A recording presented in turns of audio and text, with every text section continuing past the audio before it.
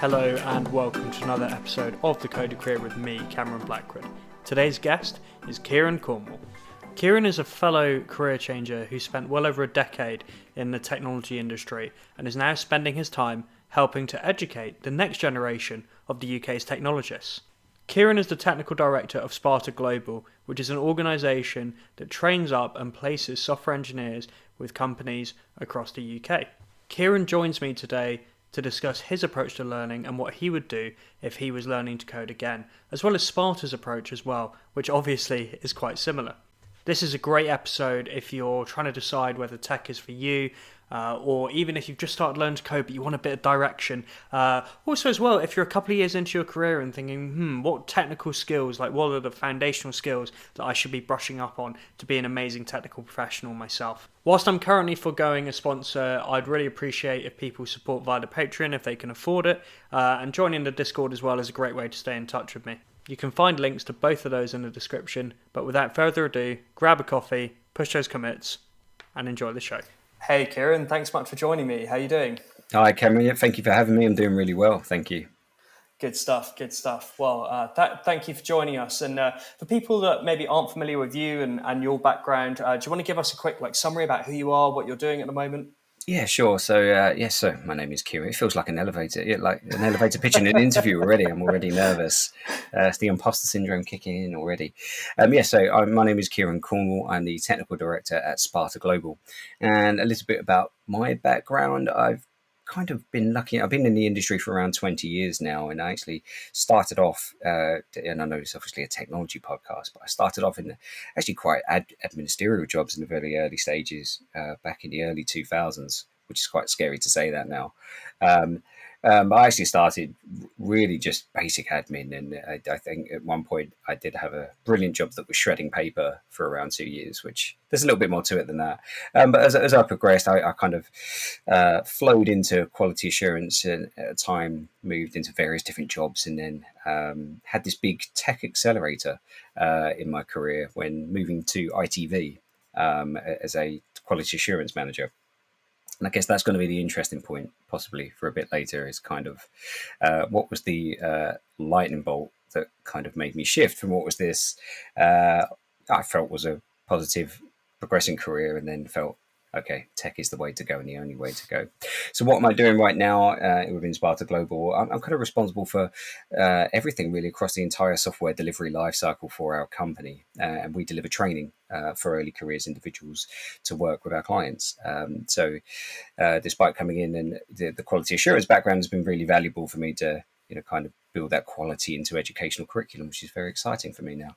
And the model you guys operate is very interesting, and definitely touch on that later in the podcast, because I'm sure our listeners will be curious to hear more. And we'll obviously talk about the broadcast side of things as well, because my first proper job in programming as well was broadcasting.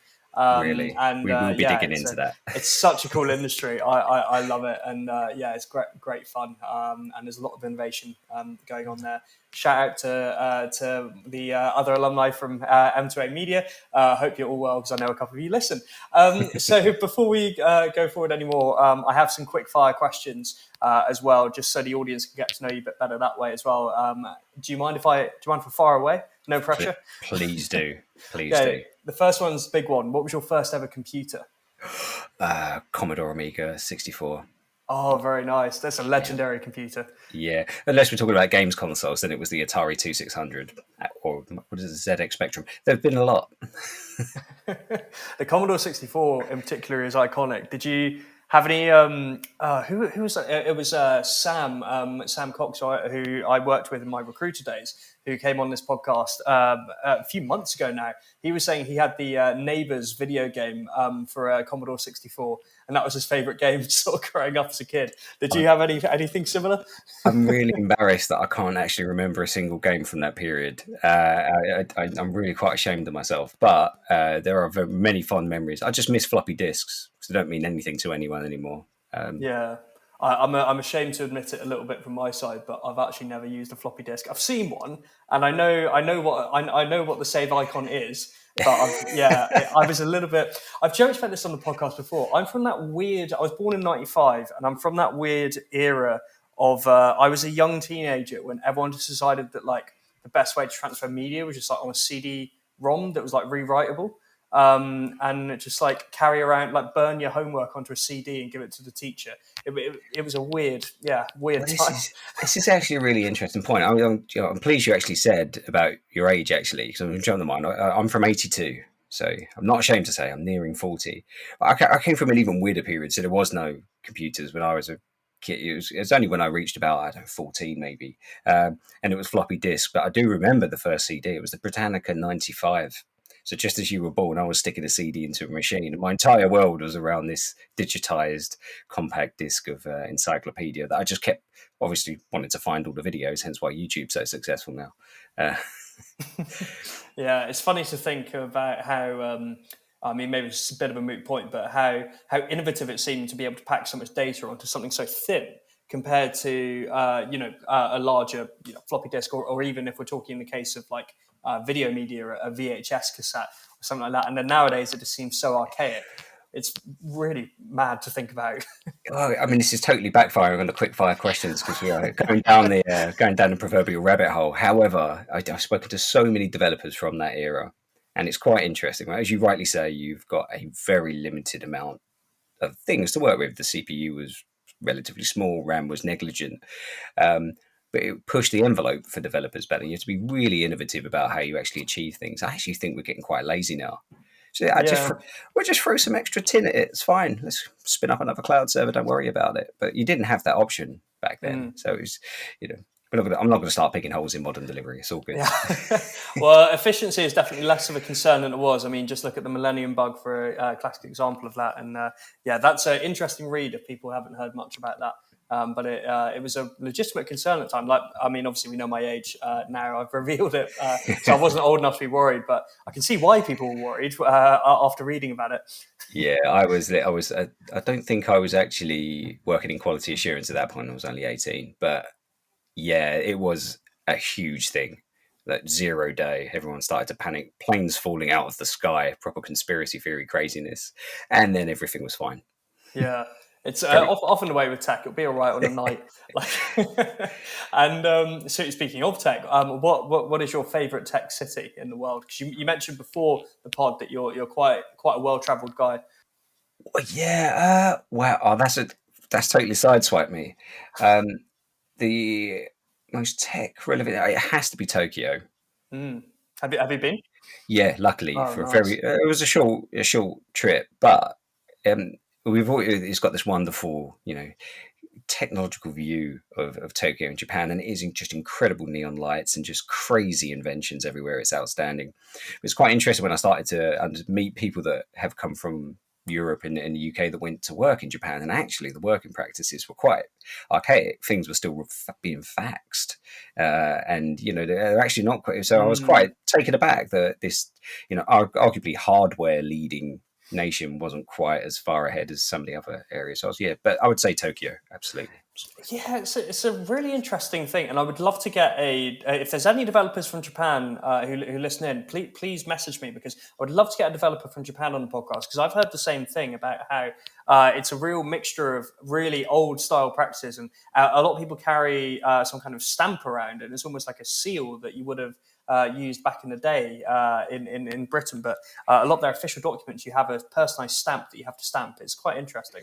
I know the exact guy to bring on this podcast. Don't Oh, worry. really? I mean, yes, absolutely. We'll organise that afterwards. No problem. Yeah, absolutely. That sounds great. And when you're getting down to some code, I don't know how much you're doing like big picture stuff these days compared to how hands on you are. But when you are coding, what music do you like to listen to? Oh wow, this is where it's going to get embarrassing. It's a range. Depending on what I'm coding, it can be anything from movie soundtracks. So massive Marvel nerd, and I just like listening to the soundtracks as they're going. I'm feeling heroic while you're, developing away and trying to make the world a better place by deleting one line of code at a time. And sometimes actually classical music, just to get lost a little bit. I did go for a period of having rock music, and that wasn't particularly helpful actually. But yeah, classical or soundtracks, I think probably best. Yeah, I'm similar, particularly when I'm trying to get in really deep focus, or like instrumental, like hip hop beats and that kind of thing. Just anything without too many lyrics. I do like rock music as well, but not always the best code too, especially when it's really upbeat. Yeah, your code comments change quite vigorously as you're listening to various rock music. Yeah, yeah, exactly. Yeah, I have to say sometimes I have gotten very deep focused by just plugging in noise cancelling, getting Rammstein on, and just going for it. But yeah, that's a different kind of mode that produces some angry code. Uh, what about the time of day for you? Would you say early bird or night owl? Early bird all the How time. early? I am 6 o'clock in the morning most days, getting started with a day. Yeah, I'm by the time it gets to 9 o'clock, I'm pretty much passing out. It's good going, being up and working that early. I was up at 5:30 this morning, I think, and I'm still feeling a bit off. I had to have an energy drink when I woke up, and I'm still not quite with it.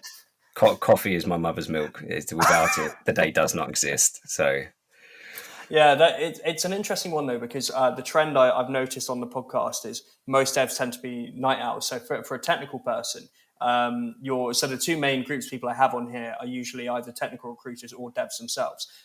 So it's interesting that you're actually more in common with recruiters because they tend to be the early birds. So that's quite an interesting one. that's going to feed well into the rest of this talk, isn't it?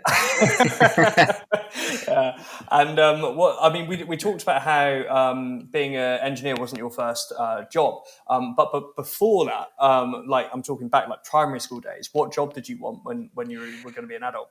That's a really good question because it was weird back then, as you you had all of the same jobs that you would expect to hear about: doctors, lawyers, and I don't think that's actually changed a great deal. But I had such an obsession with gaming. I think in my head, I wanted to be a games developer at some point. I had the dream of every thing. I wanted to be a marine biologist at one point, and obviously a paleontologist because Jurassic Park was in my era. So, I just wanted to go dust bones for a little while. But yeah, in primary school, not so much. I think in secondary school, actually, I was completely and utterly lost, if I'm honest. I don't think that there was a great deal of direction. I didn't feel like there was a great deal of help back then. And I didn't know what to do. And interestingly enough, careers advice, not that I'm slamming historic education, wasn't particularly great. So yeah, it was a weird one. So what did I want to do and be? I don't know. I literally, I'm unashamed to say, actually, I kind of just fell into jobs. I just started working. And interestingly enough, in terms of education, I only left with my GCSEs. Actually started my A levels back then, and just realised it wasn't for me. It wasn't what I wanted or needed at that time, which thankfully I think has worked out for the better. Maybe. Yeah, it's definitely a normal kind of thing to really just. I left university and just fell into technical recruitment. Turns out I quite liked it, especially once I went internal. I really enjoyed that. I'm always amazed, but also a bit suspicious of people that seem to have immediately found their calling when they're sort of 18 and slot into a job that they've always wanted to do. So yeah, it's a familiar feeling, particularly for all the listeners of this pod that are career changers. Which is a sizable proportion. And this leads quite well into my next question, which isn't so much a quickfire one anymore, so feel free to elaborate. We talked about how you went, your first jobs were in admin, and you moved over to QA, and then engineering. Can you tell me more about that journey? What was your strategy to break into tech as someone who maybe didn't have the comp sci background?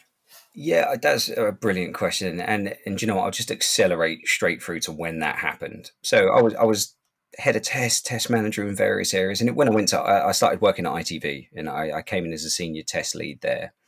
And I'm quite happy to. So I'm sure it's okay to shout out people. Absolutely, yeah. But there was an individual that I was working with an agile scrum team, first time properly that I ever worked with in an engineering scrum team that were using CI/CD practices. So everything was automated. They were progressing in that space very, very quickly. And it was relatively new to me. And I came from a very traditional test background. So it's like what a test phase is at the end, which is obviously stupid, right? You want to get it as early as possible. And it was an incredible guy, two guys actually. One was Nathaniel Rittmeyer, who kind of ripped the rug from under my feet, literally. And arguably, it was like pushing me down the stairs, to be perfectly honest. So I felt I was progressing in my career. I had various certifications under my belt, and it was our ISTQB. I had test management, so I thought I was prepared for the world. And then they were going through a CD cycle, so they were quite progressive. There was a lot of unit tests, a lot of integration tests, and I'm sitting there trying to weld on this huge, heavy test document that was about 40 pages in size, to which Nat didn't want anything to do with. So he kind of sat me down and rightly or wrongly kind of said, I'm going to base every question on the fact that you're a smart person. I was like, okay, don't know, let's deal with that. And then he's, just to be clear, he's a wonderful person. And so I was saying, why do you want to create this test document all the time when our documentation's written in the code and all of our unit tests are running and we get reports every day when we run it? I was like, oh yeah, okay, maybe I don't. And we went through this little cycle and he kept asking me questions. And he said, well, what do you want to do? I said, well, I don't want to do my job anymore. Clearly, you kind of put me off that. So I actually went away that evening. I lost a night's sleep. It was really, actually hit me to the core. And it was that moment I don't think Nat was expecting this. And I came in the next day, cup in hand. I said, what do I do? And I think he was slightly taken aback as well, because he's not used to, someone just caving in, probably coming back with arguments that he was looking forward to batting back. And actually, that was the Kickstarter for me. And I sat down with Nat. We actually came up with an early curriculum at that time for foundational skills to get someone into test automation. So he started architecting these things, and I was walking through it with him. We tried to implement it across the team. And I just followed through from there. And then I realized that it was a passion and a hobby that I'd missed all this time. And I was still, I think, 27 at the time, so really late, arguably, to the whole journey. And then I kind of made a conscious decision after Nat kind of gave me this guidance, and I started learning online that, right, that's it, I'm committing to this and I'm changing. So it was every night for, I reckon, about 2 years on my own, failing every day. Anything I could find online, anything I could consume. And it kind of progressed from there. And I would say it was a 2 to 3 year journey, definitely. But it was quite shocking, actually, to hear it at the time. I feared for my job. That's what it was. It was I was concerned about being obsolete that really drove me. It's a powerful driver. And sometimes anything worth doing is worth that hard. I'm trying to think of the exact quote from Moneyball. He said, he said it's not easy, and then Brad Pitt replies and says, "Well, nothing worth doing is." And it's a hard slog to learn these skills, but it's certainly in your case, it's really paid off, right? Yeah, I think so. Yeah, I'm still double checking every now and then, but no, I'm lucky enough to now be working in the industry to kind of that 3 to 5 year journey. I'm working with a load of individuals now where we're trying to distill that into training courses for people to help them get that accelerated. I don't want anyone to go through that. I don't want, and I think we're in this very weird stage now of, and this podcast is fantastic for people hearing, because it's the truth that no one tells you. That's the thing that's always resonating in my mind. Is that they don't want to tell you, and all of a sudden you get into this career and it's this surprise that it's not just one coding language you need to know. It's the 58 other things that support that coding language. So you've covered the coding language, but then all of a sudden Pandora's tech box opens, and you're sitting there looking at all of the wrath and envy flying out of it, thinking, well, which one do I pick first, right? So this is where now we're trying to distill, and it's really important to validate those foundations before you step through. I went, it was literally like a helter-skelter for me. I started in the middle, then went down to the bottom, then went back to the top. And it was over time that foundation built into a solidified knowledge. I'm not sure how you found it. I'm interested in you as well, to kind of reverse moment here, that going from tech recruitment to, it'd be nice to, how do you feel about where you kicked off? So, it was interesting for me because I found candidates I dealt with invariably extremely nice people.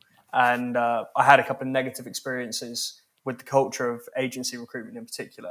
And I thought, oh, God, it'd be so much nicer to work with these people. I would get chatting with them, and probably to my manager's annoyance, because I wasn't trying to sell them a job, more just like asking about what they were working on, and just little conversations, like when I asked the candidate, oh, do you know Angular? And he said, oh, do you mean Angular JS or Angular 2+? And I was like, oh, well, what's the difference? Little things like that, and getting into conversation. And then eventually someone told me free code camp, and then that was kind of it from there. I found basically all the free resources I could, and yeah, it's exactly like you're saying. I think I definitely fell into the trap of getting very, very deep into JavaScript, but not any of the supporting stuff. So it's almost like I had a car, and I don't want to say a Ferrari engine, maybe like a good, reliable VW engine of JavaScript, but the wheels, like Git, wasn't there. Like I used to copy and Yeah. paste my code directly from my IDE onto GitHub, like Control C, Control V, and then hit save because I genuinely thought that's how people did it. Like there are so many of we're talking about the foundations and the support and the ecosystem, and I really relate to your Pandora's box, analogy of what happens when suddenly there's all these other variables that you can't control, no pun intended. As soon as you step out of that environment of just learning that one thing, and that's why people should get out of the tutorial hamster wheel as soon as possible. Because if you're just on, something like free code camp's great if you just want to learn JavaScript, and it's great if you can like solve all the like questions over and over again. But then as soon as you step out of that friendly little environment, and then you're like, right, I've got to deploy something.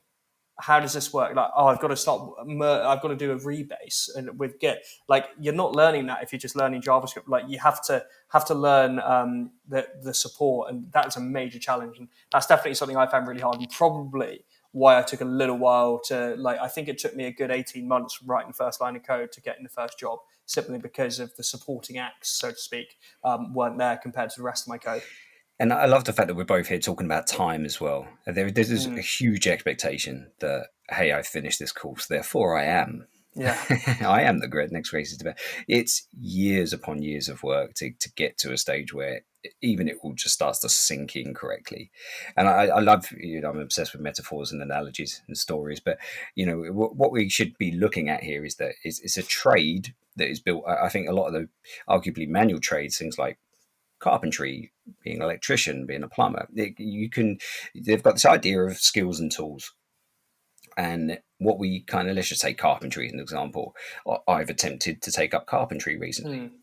Now, obviously, I did it all wrong first because I went off and bought all of the tools that I thought I needed and then bought wood with no idea what I was going to do with it. So I had all of the tools, and I started to look at this in terms of what it's kind of like coding frameworks. I've got my toolkit, I've got React, I've got Redux, I've got all of this wonderful things that can do amazing stuff. And then there's me, who's just hacked the end off a bit of wood that I had no idea what the hell I was doing.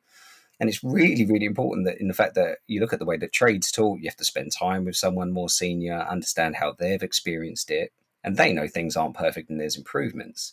So it's about building that skill set over time. Your toolbox of tools, you can have the most expensive tool set in the world. But if you have no idea what the difference is between a bit of redwood pine to something else, then all you're going to do is accidentally set fire to balsa wood with your saw, which happened.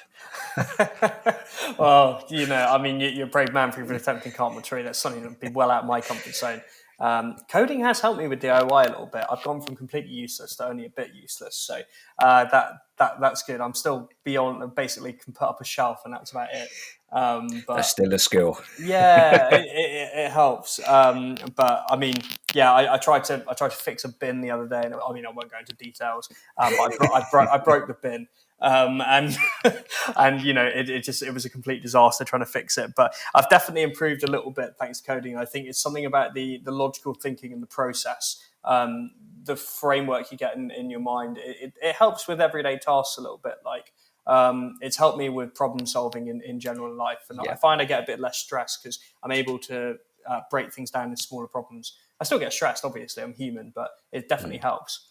Yeah, I totally vouch for that. And it is really interesting in that it's kind of, it's twofold. I think if you find yourself a good problem solver in the first place, it's only when you kind of get stuck into the paradigms of coding that you kind of learn to solve problems in a different way. Because you kind of, you're not stuck in terms of coding, but you have certain aspects you have to fit within. You've got control statements, you've got loops, you've got certain things that work more efficiently. So you start to bring that into your personal life. I don't know about you. It drives my wife nuts. She drives absolutely crazy. So if I'm making breakfast now, I lay everything out in what would be a kind of trajectory of code. I have to get the milk cereal bowl here, and it's all in order. And if someone comes and breaks that order, you get really angry about it. which is no different than putting up a pull request and someone just going, well, I don't think that's the right way of doing it. It's like, but I like the bowl being there. So it's an interesting one, but you're absolutely right. I think you get a lot of people that kind of misconstrue the skills in coding. It's actually got one of the things that we do in our training course all the time is kind of go, well, look, I'm going to give you a problem, and if you write a line of code before you've discussed the problem, I will delete it. Because if you have no idea what you're trying to solve, what are you writing? And it's a very common practice. We go, yep, no problem, I'll fix that, take a ticket off the board, move it over on Jira, or hopefully when we're back together again, a post-it note, and away you go. And you just begin. So it's kind of natural when you first start coding. And then when you get to more experienced coders, they're going to sit around for like 3 hours just thinking, why am I doing this in the first place? Yeah, it's definitely the better you are at coding, the less code you write is a paradox. Do you know what? Actually, I have one extra story on that front. It was probably one of the most amazing, end of Scrum moments I've ever seen when they come to produce their work. And a developer had been working in this place for around 6 months. No one knew what he was doing. No one. And he just turned up and put up a code base, and he just went, I've been here for 6 months and I haven't written a line of code. And everyone was kind of looking at each other, going, that's not the best place to be saying that. That was kind of, but he went, I've deleted nearly 1,200 lines of code and everything still works. And he walked off. And we were just sitting, that is possibly the most legendary thing I've ever seen. I mean, fair play, especially if you're still in probation.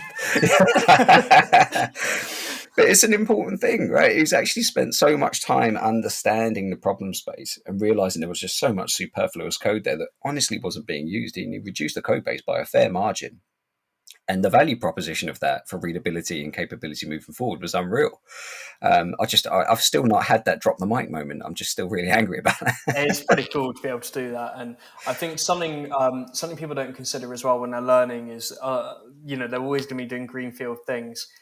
Unfortunately, in the real world, you're often looking at legacy code that has been touched in 5 or 6 years, and you're trying to dissect it. And like, I was looking at something in a job that I've now just left, and the code hadn't been touched in a good sort of 5 years, and just trying to unpick how everything worked. And I'm sure the guy who wrote it was very smart, because I looked up on LinkedIn afterwards, and it turns out he's working at a FANG company, so he's obviously very good at what he does.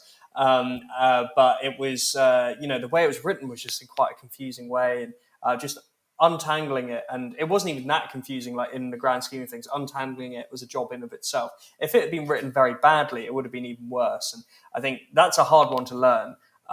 But it's definitely good to get out of the comfort zone, and maybe I didn't do this personally, but maybe looking at big open source projects and reviewing the code and looking at how the code works and trying to dissect it would be quite a good way of learning. I don't know. Do you think there's any good way to prepare for that? It's a tough question. Not really, because especially when you're starting out, I think you haven't really got that foundation of what is good. And you'll always hear the term best practice. That really frustrates me, because who gets to say it's best? There's a lot of good things going on. I just learn from the good and the wise. Anyone who says that they've got the answer to anything from a coding perspective, I'm kind of blown away by. Fair play to you if that's true. But actually kind of scrambling your way around. I like your idea of open source coding, actually. I think even if it's an addition or a deletion of one line, you've added to an open source code base. Or even just documentation. My first ever open source contribution was fixing a spelling mistake in documentation. That's and I haven't achieved that yet. I'm going to go commit after this podcast and maybe even come back and talk about open source journeys. But yeah, it's a tough one to answer. You've just got to get in there and start making mistakes. But I think open source other people's code base is definitely the way to go. But I guess the problem you rightly pointed out is that if it's well written, then great. Don't start in your early tech journey in tackling big, horrible behemoths, because you just get lost. Yeah, don't try and repair how React works under the hood, because you're gonna have a bad time. Well, that's an interesting one, going back to the frameworks, right? And just keeping focus on the individuals listening here. You're going to feel, and you mentioned CodeCamp, you always feel the pressure. You're going to see things out there in job adverts. You see React all the time. You see Angular, as you rightly said. In Java, there'll be a load of packages, Spring, etc., etc. And you're always kind of pushing yourself to progress, especially when you're starting out. I need to go learn this. And it's actually quite an interesting, it's a bit of a nemesis to itself, because a lot of people go learn the frameworks, but then as soon as things start going wrong, if you're not 100% clear what a list or an array is, you really can't dig down into the basis of what's going on. So when you kick off, I should say, your learning journey, drive it all the way down to the lowest possible level. And you mentioned Git at the start. I would go even further to say, start with Linux. Go learn what Linux is and why it's there. Go learn what an IP address is and how you start messing around with subnets on a Linux box. Buy yourself a Raspberry Pi and start up a project with a bit of hardware, because these are the things that build that core foundation and understanding of, well, my program has to go somewhere. You can develop the most amazing thing in the world on your laptop, and as you rightly said, hit save. No one's ever going to consume that. You can get it up to Git, but does it operate on Linux and does it operate on Windows? And how do you understand those things coming together? So really try and get down to the lowest possible level, and don't be afraid of getting lost. I think it's the key bit. Follow that rabbit hole, and eventually you'll work it out. I can give you, for me, SSH keys. That was my first most embarrassing 3-day failure early on in my tech. It took me a while as well. I got the keys the wrong way around. I spent 3 days getting angry at myself because I was sending the public key to the wrong place. And I sat down in front of a Linux admin, a very experienced Linux admin, and he got my diagram and just turned it upside down. I was like, oh God, oh no, oh. Those things live with you. Yeah, they do, but at least you're able to fix it after only 3 days. And I agree with you. And I think it's an interesting one because we've never really talked about on the podcast. We've often talked about like programming language you should learn first and that kind of thing. And I do think there's definitely something to be said, like you say, for going in Linux, like learning about subnets and everything like that. And buying a Raspberry Pi, they're quite cheap, and you can have a lot of fun with them. You can learn some really cool things, and the documentation is out there. So just try and almost frame it like to anyone listening. Try and imagine when you were a kid about how you just mess about with stuff and experiment with things. Like try and take that same mentality, because you're not going to delete the whole of GitHub, which is what I was paranoid I would do. Like when I first started messing with Git, and I mean, I was also. You almost kind of guessed my question in advance. I was going to say, what would you say to someone with no technology who's 18, maybe, and leaving school and wants to get into tech? I mean, obviously they can learn that way. I was always going to say as well, they could join Sparta Global as well. But I guess in the it's a kind of a two-stranded answer. If someone came to you in that position, and then one, in a hypothetical world where Sparta didn't exist, what would you advise? And then secondly, what can they learn from Sparta, and what's the benefits of joining your program?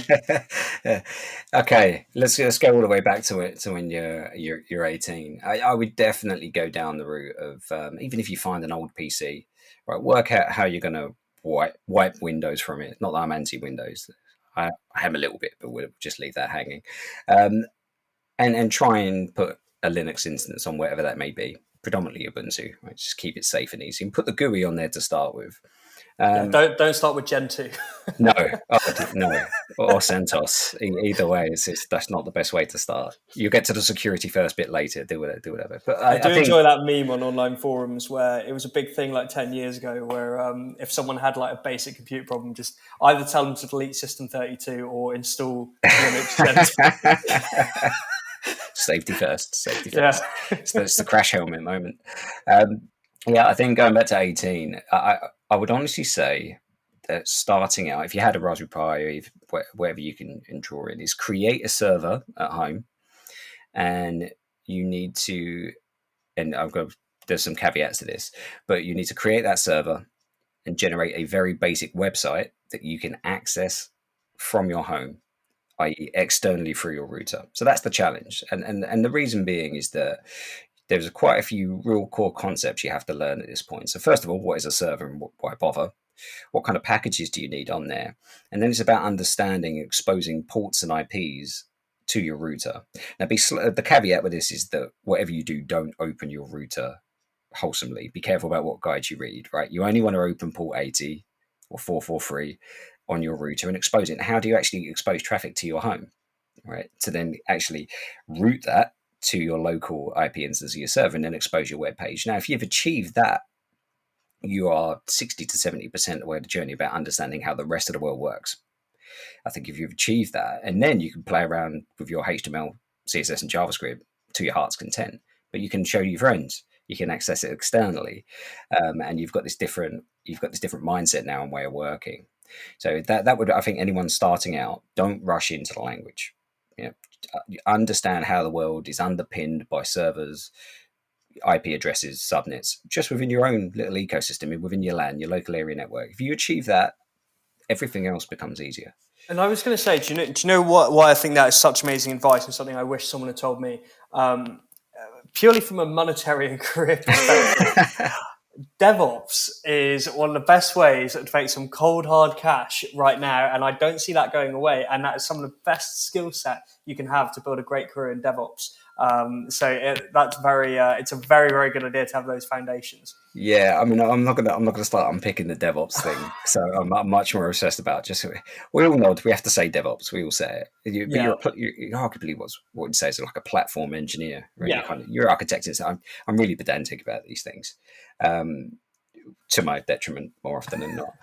But yeah, you're right. It is an absolute fundamental skill set. It's been around for a long time, right? Sysadmins, right? Pretty much, arguably what.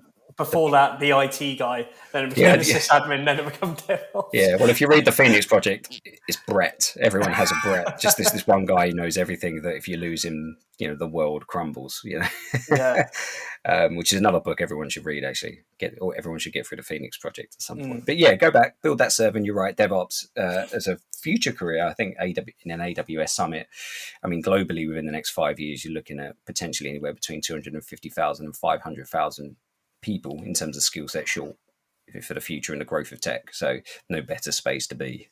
Absolutely. And for anyone that wants to hear more on that as well, maybe speaking to where I speak to someone who's been through that exact position recently, Ethan Sumner, who I think was episode 10 or 11 on here. That was a bizarre interview because he actually wanted to be a DevOps engineer from school, which tells you how young he is. But he is seriously impressive. And I don't know if you were able to check out that episode yet, but he was a full-time DevOps engineer at the age of like 16. Which is pretty mad, and he learned DevOps natively, which I thought was really cool. So anyone who is maybe young and interested in a career in DevOps, then definitely Ethan's after this one, queue up Ethan's episode as well, because that's worth hearing. And in a world, we talked about in a world hypothetical where Sparta Global doesn't exist. Luckily, we live in a world where Sparta Global does exist. So can you say a bit more about the program and what people can get out of it, and then why you're a little bit different to maybe like a bootcamp model, because it's not really a bootcamp model, is it? It's a bit more involved than that.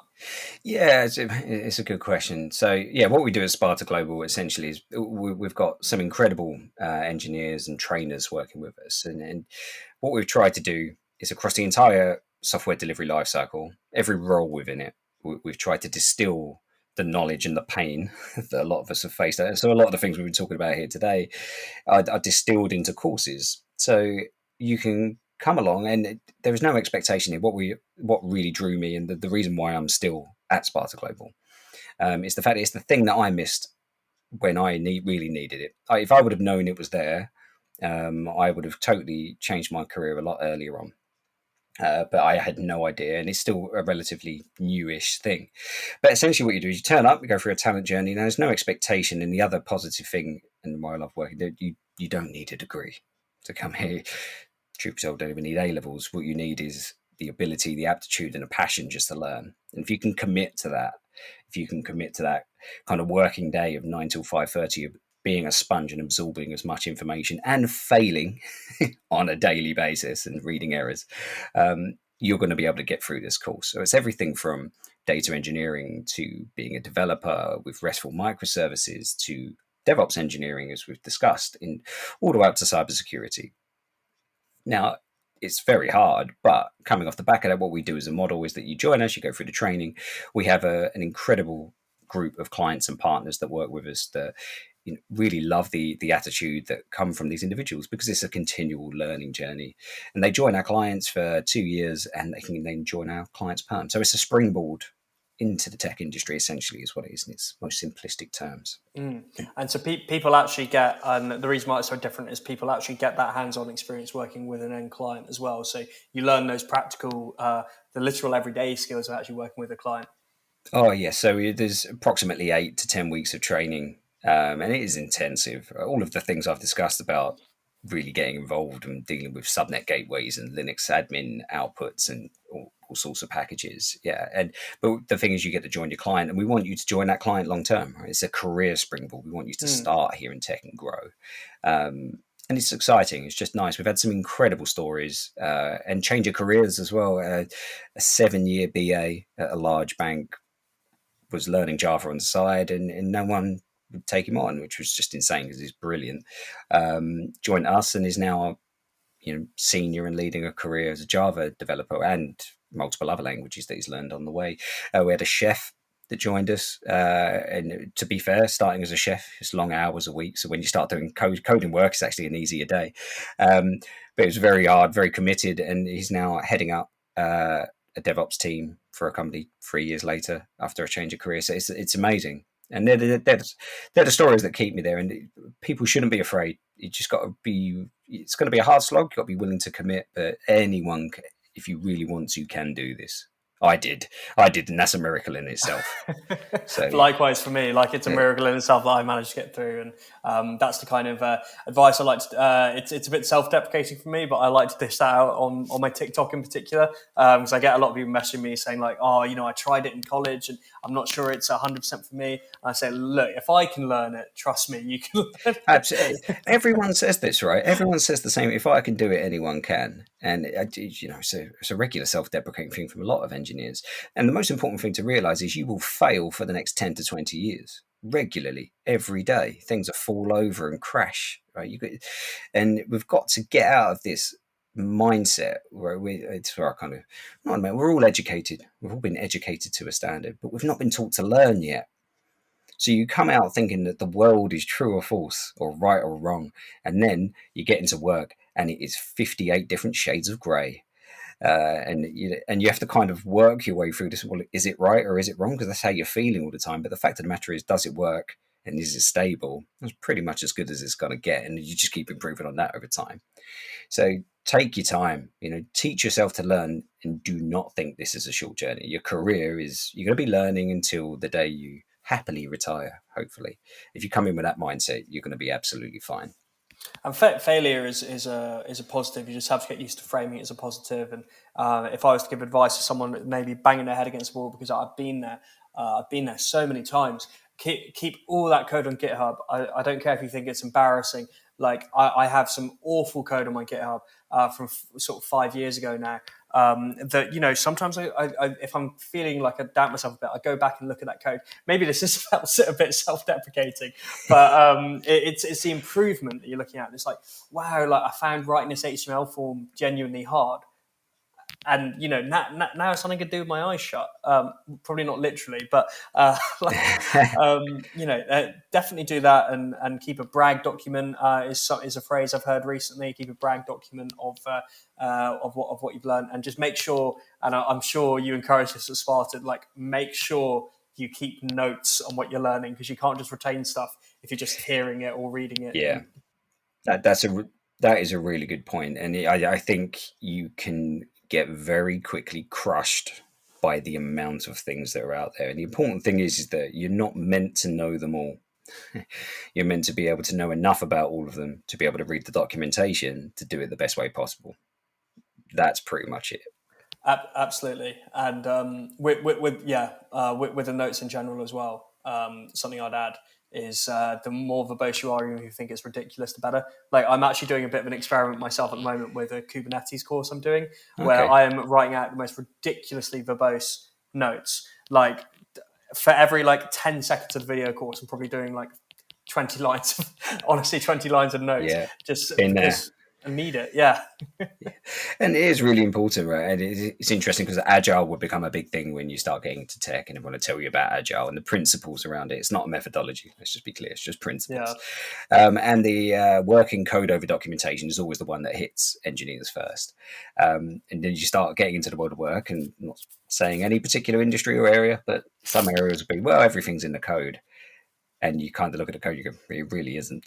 And then you've got the other side of the fence where there's just an incredible amount of documentation. You realise, well, actually, we've not built much of it yet. Yeah. so finding that Compromise to be balance. had. Yeah. It's an I'm interesting one. definitely, I can recognize myself. I'm very heavy on the documentation side, like in terms of that, but that's maybe the business grad in me, gets a little bit too caught up in the, we have to have explanations, we have to have processes. So I'm quite corporate for a dev, like that, which is very strange, I think. Yeah, but that's lovely hearing that from you, right? Because people are listening to this. You come from a business background that's gone into tech. You're bringing new thought processes and skills to the situation. I think this is the issue that's possibly been in play for the last, let's just say, 5 to 10 years. In the same people have been coming forward to do development. So it's actually been quite stifled by a mindset that has been inherent in the industry for a long time. Now we're getting this wonderful space where actually it's open to all, and people are a little bit more willing to go in and learn and fail. And now we get diverse mindsets. Like I said, we've had a chef moving into DevOps, that kind of control and process they have to deal with in a kitchen under high pressure, probably walking into an enterprise level place. This is pretty easy, right? Yeah, exactly. I'm getting shouted at by Gordon Ramsay, but here it's just a DevOps platform. It's fine. Yeah, in code, firefighting is just a metaphor, whereas in the kitchen it can be a real thing. That's a fair point. And if people want to get in touch or like find out more about Sparta Global and the programs, what's the best way for them to do that?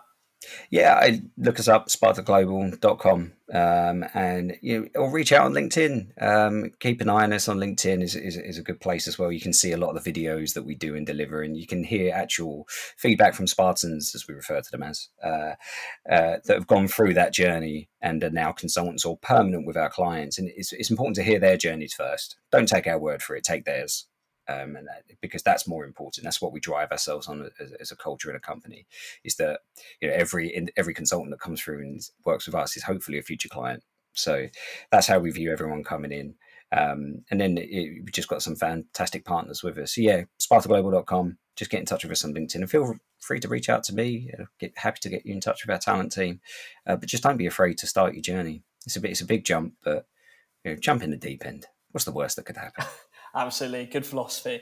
And is it only open to people in London, or is it UK and further afield? Or no, really good question. So obviously, due to the pandemic, we very, very quickly transitioned online. And previously, where there would be a lot of engagement within a classroom environment, we're now delivering everything online. So absolutely anywhere across the UK, arguably globally, we're completely open. And we're looking to get as many people on board as we can, because we really want it. Do you know what? Just personally, and again, I'm quite passionate about where I work, and I care, and I wouldn't be in a place if I didn't feel it was actually adding value. And it's the first time actually being very open, quite bearing my heart on my sleeve at this point. It's nice to be working somewhere where you feel like you're actually making a difference. That's always a big thing, right? It's such a cliche, but having seen people go through that journey, now being able to scale that, it's a ridiculously exciting time to be part of it. So come and join us. Just it's time to skill up, tech up. resounding endorsement there. So that sounds really good. I mean, I think that's kind of I recognise I've borrowed you for quite a long time here from your role of providing the future of the tech economy to the UK. Was there anything else you wanted to ask me about or talk about with Sparta? No, not directly. It's been fantastic. Thank you for having me. And, I really hope anyone listening, goes back and listens to these previous podcasts as well. There are clearly so many journeys that are going to add value to you, and learn from others. Just absorb that knowledge. I think that's the last thing I'd leave. And yeah, hopefully I'd love to come back at some point. Absolutely. Welcome back anytime. And I couldn't agree with you more. Not just on this podcast, listening to others, but just listening to others in general. The more you talk, the more you understand. Listeners, me and Kieran here have shared so many embarrassing stories about things we've messed up. Sometimes just a bit of that is a great way to build your self-confidence and, have a laugh and network in the industry. It's not that deep. You can have a bit of fun with it and make some money on the way and make some great connections. So it's a wonderful industry to be a part of. If you haven't joined into the tech industry yet, then I couldn't recommend it enough personally. And obviously now as well, you have a potential route to get in from this interview. So do check out Sparta Global. But yeah, for now, Kieran, I'd just like to thank you again so much for your time. Oh no, thank you very much for having me. Really appreciate it. Great, it's been a blast. And thank you as well, listener, for checking out another episode of The Code of Career. We'll be back again next Monday. But until then, I hope you have a great week and happy coding.